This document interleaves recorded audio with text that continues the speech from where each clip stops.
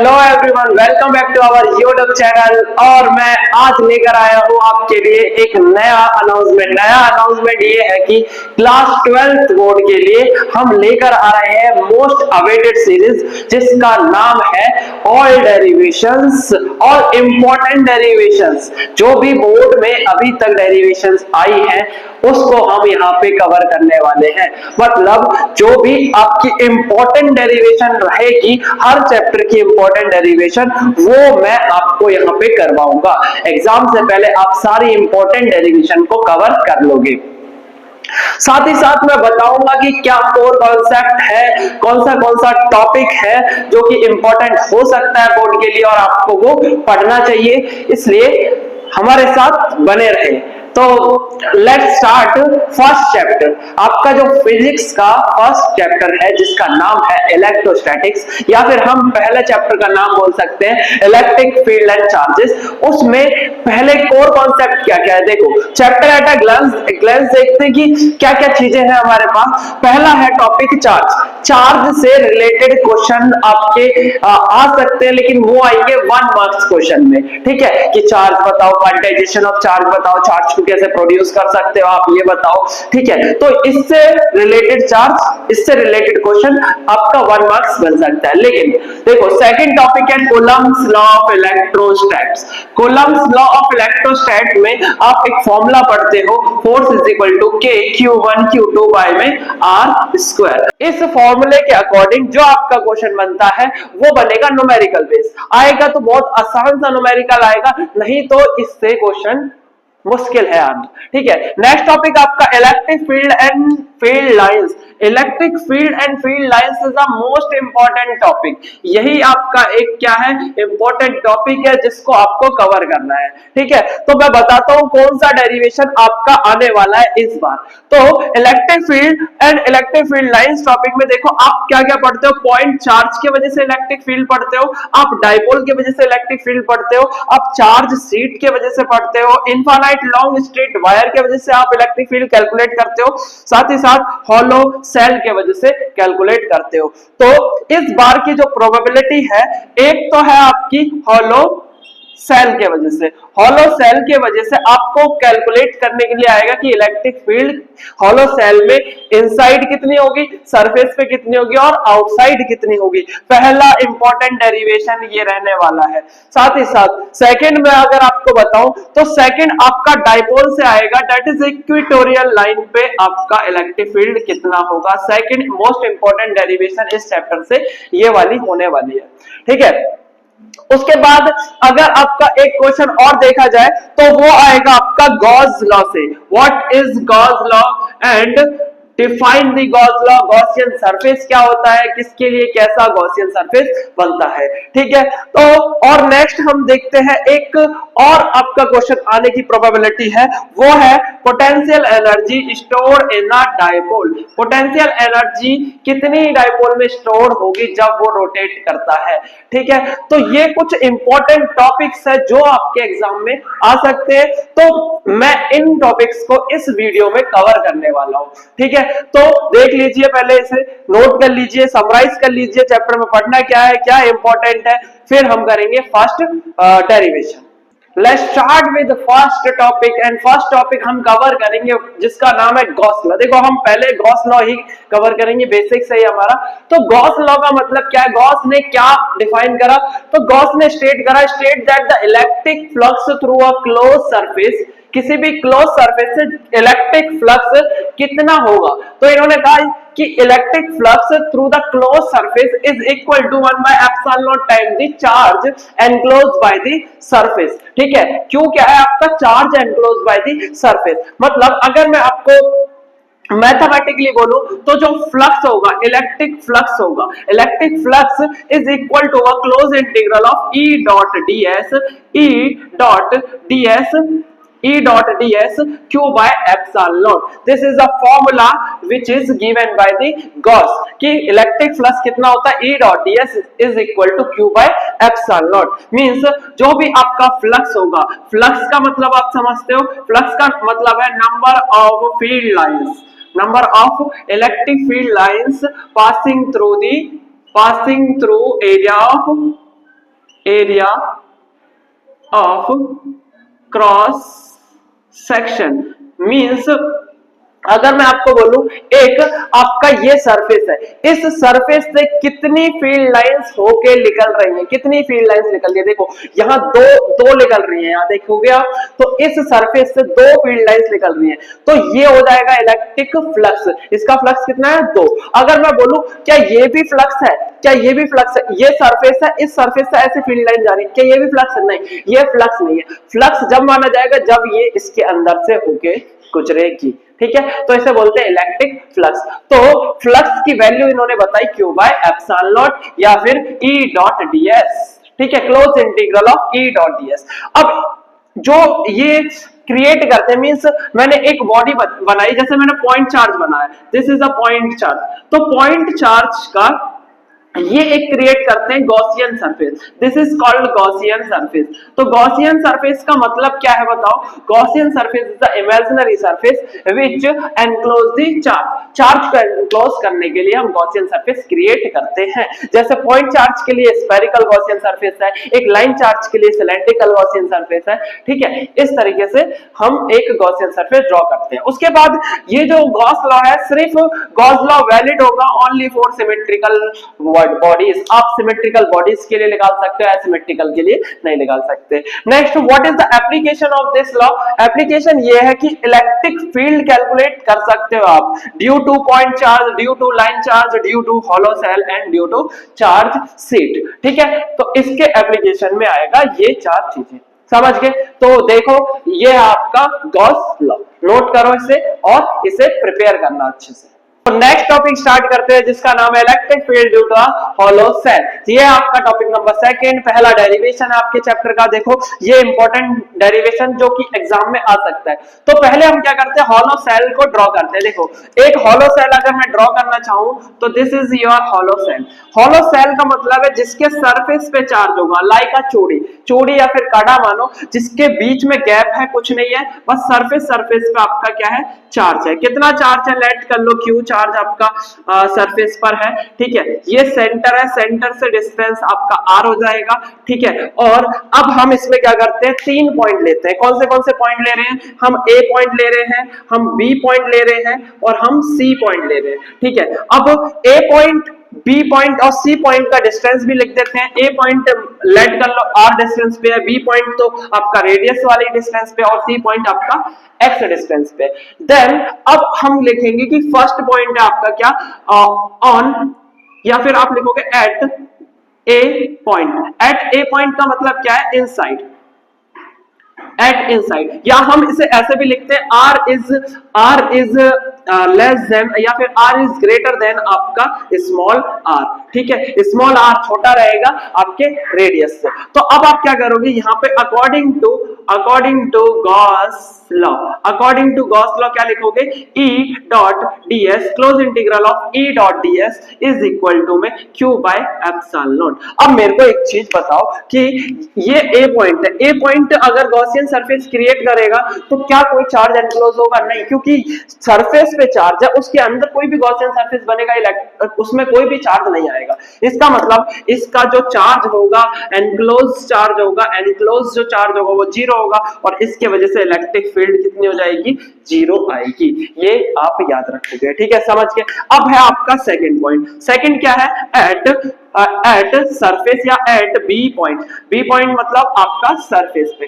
अब सरफेस पे जब इलेक्ट्रिक फील्ड देखते हो, मतलब आपका जो डिस्टेंस है, आपका जो डिस्टेंस है वो अब r के बराबर हो गया है, तो कितना आएगा, तो आप बोलोगे अकॉर्डिंग टू गॉस लॉ आपने close integral of E dot ds लिखा इज इक्वल टू में Q बाय एप्सिलॉन नॉट लिखा, ठीक है। अब क्या करोगे, इलेक्ट्रिक फील्ड इज कांस्टेंट बाहर आ जाएगी, ds अंदर रहेगा, Q बाय एप्सिलॉन नॉट, ठीक है। नेक्स्ट जब आप इसे सॉल्व करोगे तो बताओ आप सरफेस पे मींस इसी सरफेस पे इसका कितना सरफेस एरिया बनेगा, E इंटू में 4 पाई इंटू में r square is equal to Q by epsilon not is surface area, ठीक है। देन आप क्या करोगे, इसको इसके नीचे लेके जाओगे, electric field is Q by 4 pi epsilon naught R square आ जाएगा, ठीक है, ये इलेक्ट्रिक फील्ड आ जाएगी। या फिर आप कर सकते हो E इज इक्वल टू के Q by r square, means अब यहाँ पे k का मतलब क्या हो गया, k का मतलब 1/4 पाई एप्सिलॉन नॉट हो गया, जिसकी न्यूमेरिकल वैल्यू सॉल्व होके 9 into 10 to the power 9 आती है। समझ गए, ये आपका पॉइंट बी। तो जो मैं आपको फॉर्मेट करा रहा हूं, वैसे यही फॉर्मेट अगर आप करते तो आपको फुल मार्क्स मिलेंगे, क्योंकि इसमें आप हर चीज को डिफाइन करते हुए जा रहे हो कि अकॉर्डिंग टू दिस, एंड अगर आपका ऐसा हुआ तो आपकी इलेक्ट्रिक फील्ड 0 हो जाएगी। इस तरीके से एक अच्छा फॉर्मेट होता है बोर्ड में करने के लिए। नेक्स्ट, अब हम चलते हैं थर्ड पॉइंट पे। What is third point? At point C, at point C या फिर आउटसाइड दी सेल, या फिर आप बोल सकते हो जो आपका आर है अब वो छोटा हो गया है और कैपिटल आर बड़ा हो गया है, या फिर जो आपका एक्स है, जो आर बराबर एक्स है, ठीक है, मतलब अब बाहर जा चुका है, स्पेयर से आपका सेल से बाहर गया। तो अकॉर्डिंग टू गॉस लॉ,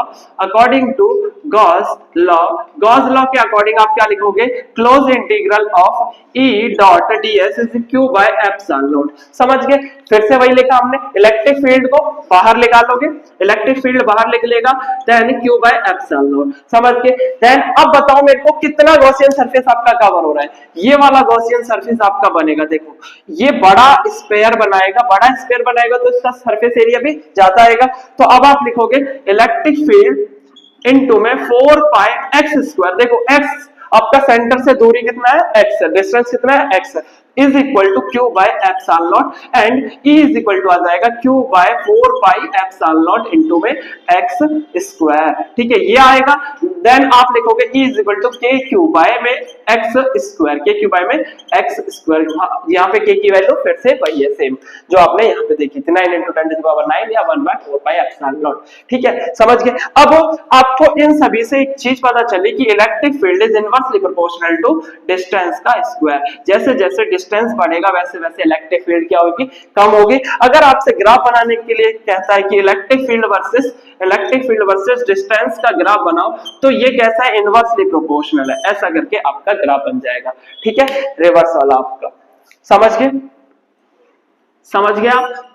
ये है इंपॉर्टेंट टॉपिक जो आपके बोर्ड में पिछली बार भी आया हुआ है, ठीक है, प्रीवियस ईयर में भी आया हुआ और इस बार भी आने की पॉसिबिलिटीज है। तो अच्छे से कवर कर ले, नोट कर ले और रिवाइज कर ले। हम स्टार्ट करेंगे नेक्स्ट टॉपिक। तो स्टार्ट करते हैं हम next topic number 3, that is electric field due to a dipole on equatorial point. याद रखना, एग्जाम में एक बार पूछा गया था परपेंडिकुलर बाइसेक्टर। तो परपेंडिकुलर बाइसेक्टर का मतलब भी क्या होता है? इक्वेटोरियल पॉइंट होता है। अब ये बताओ मेरे को कि व्हाट इज डाइपोल। अगर आपसे कोई पूछता है डाइपोल क्या है, dipole is the system of two charges which is separated by a distance. अगर मैं पॉजिटिव चार्ज और नेगेटिव चार्ज को एक स्मॉल डिस्टेंस से क्या करूं? सेपरेट कर दूं, लेट्स सी कि नेगेटिव चार्ज है, ये पॉजिटिव चार्ज है, इसको 2a डिस्टेंस पे रखा है, तो इसका डाइपोल मोमेंट कितना होगा? डाइपोल मोमेंट होगा q इनटू में 2a, या फिर आप बोल सकते हो कि एनी चार्ज का मैग्नीट्यूड इनटू में उसका डिस्टेंस, इसे बोलते हैं डाइपोल। तो हमें क्या फाइंड आउट करना है? इस डाइपोल के परपेंडिकुलर बाइसेक्टर पे इलेक्ट्रिक फील्ड कैलकुलेट करनी है। लेट्स सी, हम एक डाइपोल ले रहे हैं, देखो एक डाइपोल लिया हमने। अब ये नेगेटिव चार्ज है, ये पॉजिटिव चार्ज है, इसका डिस्टेंस ले लेते हैं 12 या 2a डिस्टेंस ले लेते हैं हम। अब परपेंडिकुलर इस पे क्या करोगे? आप बाइसेक्ट करोगे, इसे परपेंडिकुलरली बाइसेक्ट करोगे। This is a perpendicular bisect कर दिया आपने। अब देखो, जो हम इलेक्ट्रिक फील्ड कैलकुलेट करते हैं वो क्या होता है? वो होता है आपका दो चार्जेस और उसके बीच का डिस्टेंस। तो एक चार्ज ये रहा, इस चार्ज की वजह से इस पॉइंट पे कितनी इलेक्ट्रिक फील्ड आएगी, ये कैलकुलेट करने के लिए एक टेस्ट पॉजिटिव चार्ज आप क्या करोगे? यहाँ पे पुट करोगे। Here we put test positive charge, ठीक है। अब ये नेगेटिव चार्ज ये पॉजिटिव चार्ज को क्या करेगा? अट्रैक्ट करेगा, तो इस डायरेक्शन में आपकी क्या आ जाएगी? इलेक्ट्रिक फील्ड आ जाएगी। इस डायरेक्शन में आपकी एक इलेक्ट्रिक फील्ड क्रिएट हो जाएगी due to negative charge. And अगर पॉजिटिव चार्ज की बात करोगे तो पॉजिटिव चार्ज इस पॉजिटिव टेस्ट चार्ज को क्या करेगा? रिपेल करेगा। देखो ये रिपेल करेगा इसको। अब रिपेल करेगा तो इलेक्ट्रिक फील्ड आपकी इस डायरेक्शन में आ जाएगी, ठीक है। तो अब देखो हमारे पास दोनों चार्जेस की वजह से इलेक्ट्रिक फील्ड आ गई इस पॉइंट पे आने के बाद अब आप मेरे को ये बताओ, इस इलेक्ट्रिक फील्ड, इस इलेक्ट्रिक फील्ड का नेट कितना आएगा, इस इन दोनों इलेक्ट्रिक फील्ड का कहीं ना कहीं नेट कहां आएगा, इन दोनों के बीच में रहेगा, ई नेट। अब ये कितना होगा, ये फाइंड आउट करने वाली इंपॉर्टेंट चीज है। तो देखो हम क्या करते हैं, इसमें इसको एंगल थीटा मान लेते हैं, इस वाले को भी एंगल थीटा मान लेते हैं, ठीक है, दिस इज परपेंडिकुलर।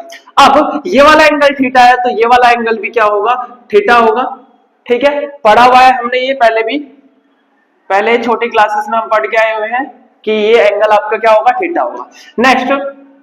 नेक्स्ट अब आप क्या करोगे, इस इलेक्ट्रिक फील्ड का एक कंपोनेंट इस थीटा के डायरेक्शन में क्या होता है, ई कॉस थीटा, ई कॉस थीटा, ठीक है, और इसके परपेंडिकुलर वाला कंपोनेंट क्या हो जाएगा, ई साइन थीटा हो जाएगा। डन है इतना।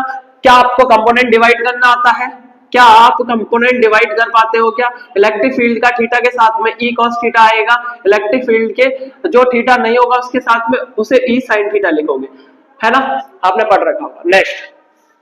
नेक्स्ट क्या है, अब इस वाली इलेक्ट्रिक फील्ड का भी एक कंपोनेंट निकाल लेते हैं। कैसे निकालोगे, let's see, this is theta, then this is also theta, और ये इक्वल अपोजिट एंगल हो जाएगा थीटा।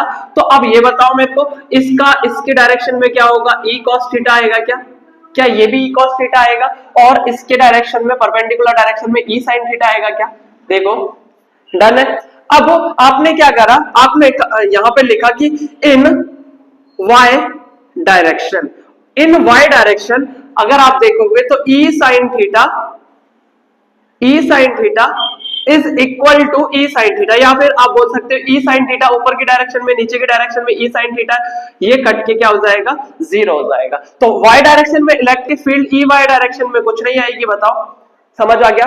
नेक्स्ट अब हम देखते हैं इन एक्स एक्सिस, इन एक्स एक्सिस में देखते हैं। तो देखो पूरी की पूरी फील्ड आपकी कहां चली गई, ई कॉस थीटा में चलेगी, ई नेट चलेगी। तो ई नेट कितना हुआ आपका, ये बताओ, ई नेट हो गया आपका 2e cos theta, 2e cos theta. इतना समझ में आया सबको, ठीक है। और इसका डायरेक्शन बताओगे, डायपोल की डायरेक्शन होती है negative to positive, this is the direction of dipole. Dipole की डायरेक्शन आप याद रखोगे नेगेटिव से पॉजिटिव, तो यहाँ पे डायरेक्शन आपकी नेगेटिव से पॉजिटिव होगी डायपोल की, और electric field is opposite to dipole, ठीक है। अपोजिट टू डायरेक्शन की बात करोगे तो opposite to, it is opposite to dipole, dipole से अपोजिट हुई। डन है, इतना समझ में आ गया। अब देखो, अब हमें कुछ और भी चाहिए। देखो यहाँ पे cos थीटा चाहिए, इलेक्ट्रिक फील्ड चाहिए। इलेक्ट्रिक फील्ड दो चार्जेस की वजह से कितनी होती है, इलेक्ट्रिक फील्ड आपकी दो चार्जेस की वजह से होती है k q y में डिस्टेंस का स्क्वायर, k q y में डिस्टेंस का स्क्वायर। तो डिस्टेंस भी चाहिए, आपको पता है डिस्टेंस कितना होगा, ये चार्ज और ये चार्ज के बीच का डिस्टेंस आप फाइंड आउट कर सकते हो क्या, देखो इसका और इसका, ये राइट एंगल ट्रायंगल है, राइट एंगल ट्रायंगल में ये कितना होगा, परपेंडिकुलर बाइसेक्टर है, तो a और ये भी हो जाएगा a, ये 2a था, ये आधा हो गया, ये आधा हो गया। नेक्स्ट आप इसको इस पॉइंट से, मतलब परपेंडिकुलर बाइसेक्टर के पॉइंट से x डिस्टेंस डिनोट कर सकते हो, लेट कर सकते हो। अब मेरे को बताओ, ये आपका बेस है, ये आपका परपेंडिकुलर है, क्या हाइपोटेन्यूज नहीं लिख लेगा, तो हाइपोटेन्यूज कितना लिख लेगा बताओ, हाइपोटेन्यूज क्या, a square plus x square का रूट हो जाएगा, x square plus a square का रूट हो जाएगा, ठीक है। बहुत आसान चीजें हैं ये, आप ट्रिग्नोमेट्री करके आए होगे, पाइथागोरस पता होगी, ठीक है ना, क्योंकि 12th क्लास में हो तो आता होगा इतना। तो आपने डिस्टेंस कितना बताया, आपने डिस्टेंस बता दिया, डिस्टेंस आपने बता दिया x square plus A square root, ठीक है, ये आपका इलेक्ट्रिक फील्ड हो गया। साथ ही cos थीटा बताओ कितना होगा, cos थीटा इस ट्रायंगल में देखो, इस ट्रायंगल में cos थीटा कितना होगा, यहाँ पे अगर मैं ट्रायंगल बनाता हूं तो ये इस ट्रायंगल में ये x है, ये a है, और आपको cos थीटा लिखना है तो, और ये आपका x square plus A square है, ठीक है। आपको cos थीटा लिखना है तो क्या लिखोगे, बेस बट्टे में हाइपोटेन्यूज, बेस बट्टे में हाइपोटेन्यूज, तो ये a हो जाएगा आपका, कितना हो गया, a बट्टे में under root of X square plus A square. यहां तक आपको क्लियर है क्या, क्या दोनों चीज आप फाइंड आउट कर पाए, electric field due to two charges and cos theta, दोनों फाइंड आउट हो गई। अब आपको पुट करना है इसमें, आप क्या करोगे, electric field net is equal to 2 into में इलेक्ट्रिक फील्ड कितना है, k क्यूब बाय में under root of X square plus A square, साथ ही साथ cos थीटा की वैल्यू है आपकी a बट्टे में under root of X square plus A square. अच्छा सॉरी, एक चीज और रह गई, k क्यू बट्टे में डिस्टेंस का स्क्वायर होता है, सॉरी माय मिस्टेक, यहाँ पे आपका डिस्टेंस का स्क्वायर होता है तो स्क्वायर लगा दिया आपने, ये आपने यहाँ पे स्क्वायर लगा दिया, ठीक है। अब होगा क्या, नेक्स्ट हम देखते हैं होगा क्या। यहाँ पे देखो जो स्क्वायर है ये रूट कट जाएगा, स्क्वायर से आपका रूट कट गया, ठीक है। ई नेट कितना आया, ई नेट बराबर आ गया आपका 2k क्यूब इंटू में a बट्टे में आपका क्या आया x square plus A square, समझ आ रहा है, x square plus A square root cut गया।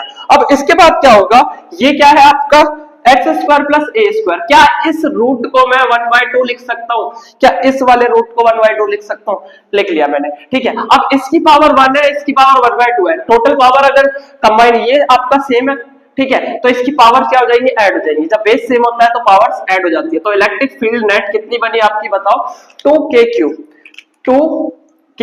क्यूब ए बट्टे में X square plus A square की पावर 3/2, ठीक है। 1 प्लस 1/2 कितना होता है, 3/2 होता है, याद रखना।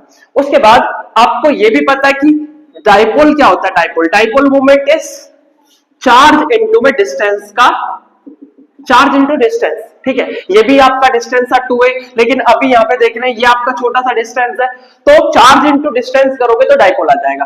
तो ई नेट कितना आ गया बताओ मेरे को, 2kp बट्टे में X square plus A square की पावर 3/2। यहां तक कोई दिक्कत है तो बताओ, ये आपका डाइपोल की वजह से इलेक्ट्रिक फील्ड आ गई परपेंडिकुलर बाइसेक्टर पे, ठीक है। अब एग्जाम में एक कंडीशन पूछते हैं, देखो अगर आप डायरेक्शन की बात करो तो डायरेक्शन क्या होगी, डायरेक्शन अपोजिट टू डाइपोल होगी, ठीक है। या फिर आप इसे वेक्टर फॉर्म में भी लिख सकते हो, वेक्टर फॉर्म में लिखोगे तो नेगेटिव साइन आ जाएगा यहाँ पे, बट्टे में X square plus A square की power 3/2, this is the direction, ठीक है। अब एग्जाम में एक चीज पूछते हैं आपसे, when if dipole is very small, अगर डाइपोल छोटा हो तो इलेक्ट्रिक फील्ड बताइए। तो आप क्या करोगे, डाइपोल स्मॉल है इसका मतलब क्या है, जो ये ए डिस्टेंस है, a distance very very small है, means X is greater than A, इसका मतलब क्या है, एक्स बड़ा है ए से तो ए स्क्वायर और भी छोटा हो जाएगा, ठीक है।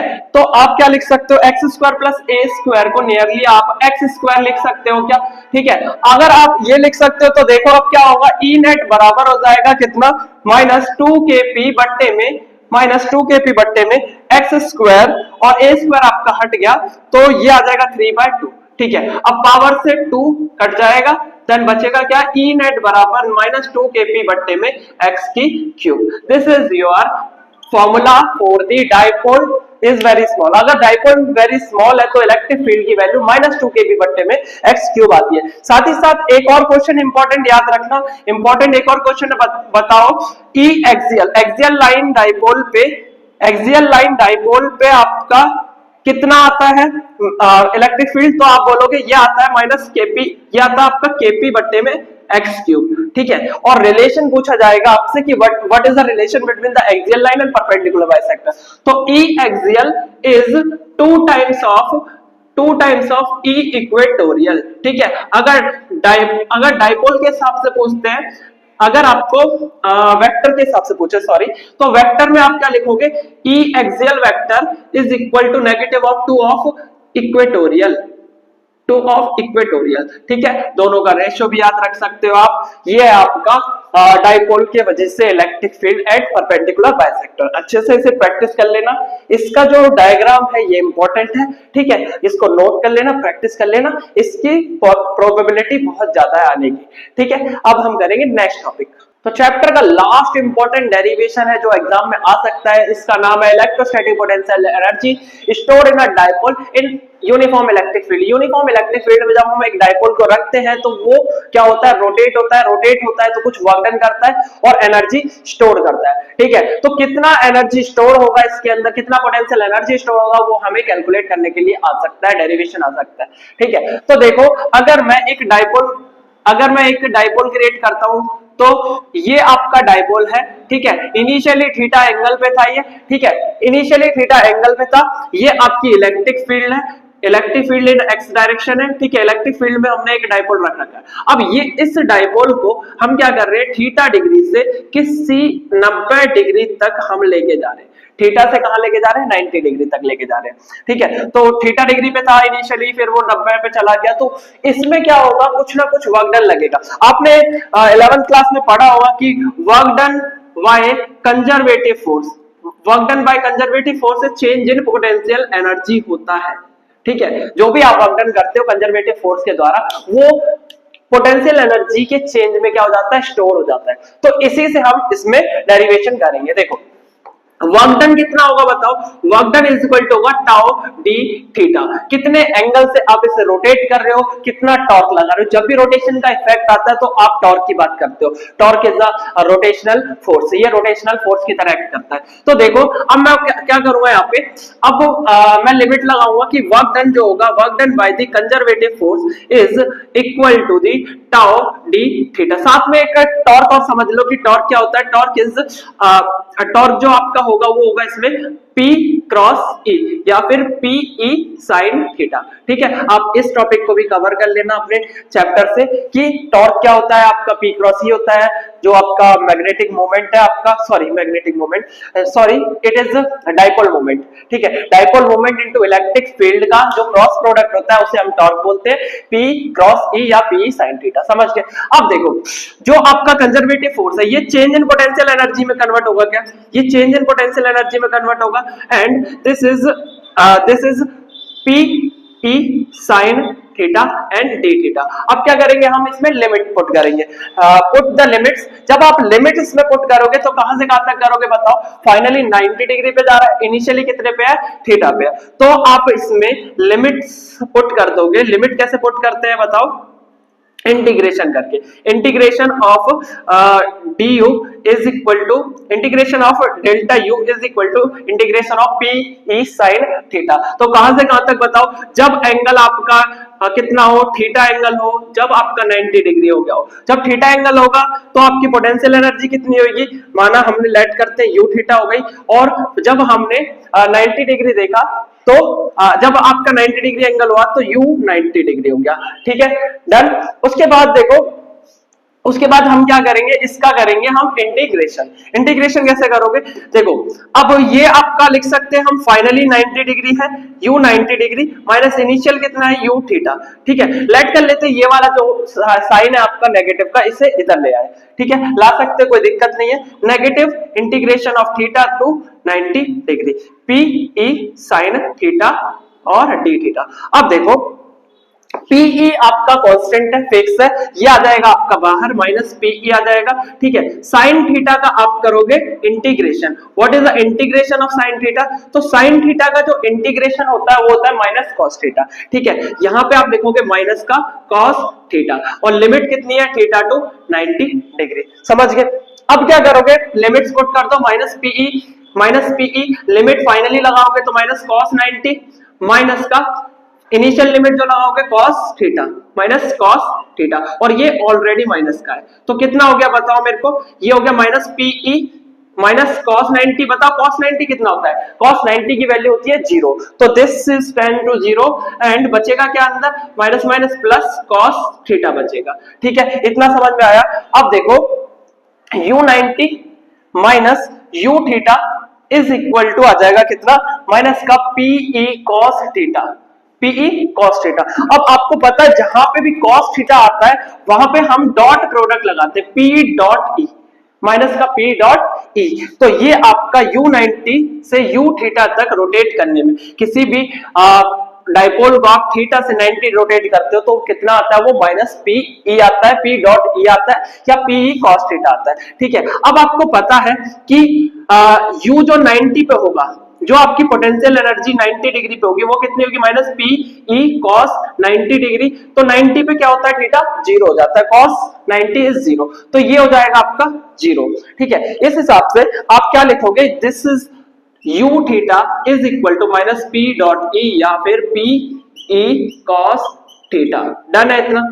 इतना समझ में आया, यही आपका डेरिवेशन है, यही आपका फाइनल फॉर्मूला है। अब देखो एक चीज और पूछी जा सकती है इसमें कि बताओ ये आपकी पोटेंशियल एनर्जी है, पोटेंशियल एनर्जी इज पी, ठीक है, माइनस पी, ये आपकी पोटेंशियल एनर्जी है, u is equal to minus P dot E. अगर मैं बोलूं कि थीटा थीटा 90 डिग्री हो, अगर मैं बोलूं थीटा 0 डिग्री हो, ठीक है, तो थीटा 90 पे आपको पता पोटेंशियल एनर्जी कितनी हो जाती है, 0 हो जाती है, ठीक है। ये आपका न्यूट्रल कंडीशन बनाता है, न्यूट्रल इक्विलिब्रियम बनाता है, ठीक है, मतलब ये न्यूट्रली इक्विलिब्रियम बनाता है, ठीक है,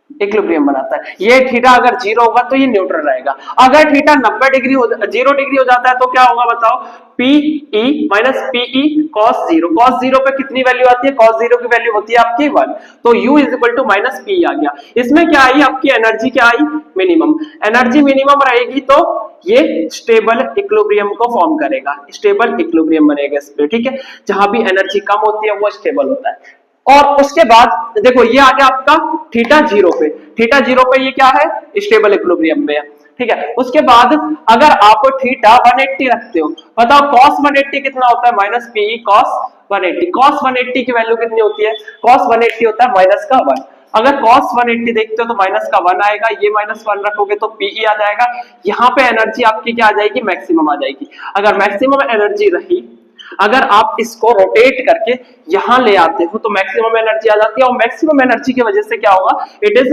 अनस्टेबल इक्विलिब्रियम बनाएगा, अनस्टेबल इक्विलिब्रियम में रहेगा, ठीक है। तो ये कंडीशन भी पूछ सकते हैं आपको एग्जाम में, और साथ ही साथ ये डेरिवेशन आपका आ सकता है, तो इसे अच्छे से प्रिपेयर करें, नोट बना ले और रिवाइज कर ले, ठीक है। ये है आपके चैप्टर नंबर 1 इलेक्ट्रोस्टैटिक्स का, चैप्टर नंबर 1 जो इलेक्ट्रिक फील्ड एंड चार्जेस है उसके इंपॉर्टेंट डेरिवेशन, इंपॉर्टेंट टॉपिक्स, ठीक है, अच्छे से कवर करें, बोर्ड में आने की इनकी बहुत ज्यादा पॉसिबिलिटीज है। पढ़ते रहें, ऑल द बेस्ट।